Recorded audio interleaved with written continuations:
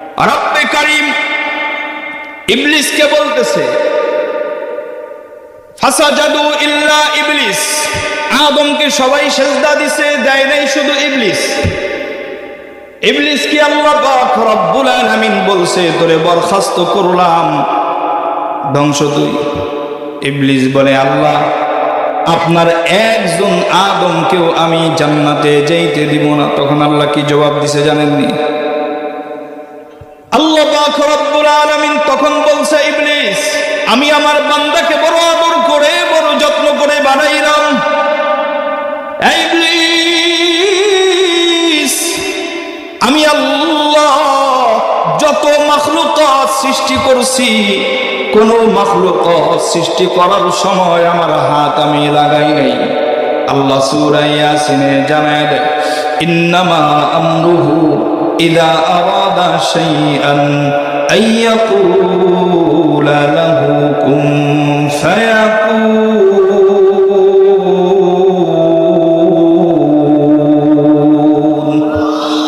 এ কালামি জিন্দে কুরআনে হাকিম تخاصل عته أفهام الرجال بخا قرآن كلام الله بشنو قديم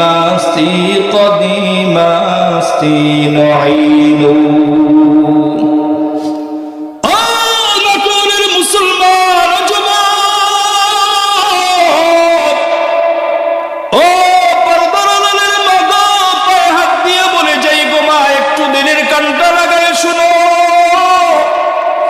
হয়তো আজকের পরে আর আমি মাহমুদুল হাসানের সাথে দেখা নাও হতে পারে, এমন তো হতে পারে আমার যাওয়ার পথে গাড়ি অ্যাক্সিডেন্ট করে মরণ হয়ে যাবে। কারণ সকালবেলা মানুষ সুস্থ থাকে, বিকাল হওয়ার আগে মরণ হয়ে যায়। দুনিয়ায় আসার সিরিয়াল আছে, যাওয়ার জন্য কোনো সিরিয়াল।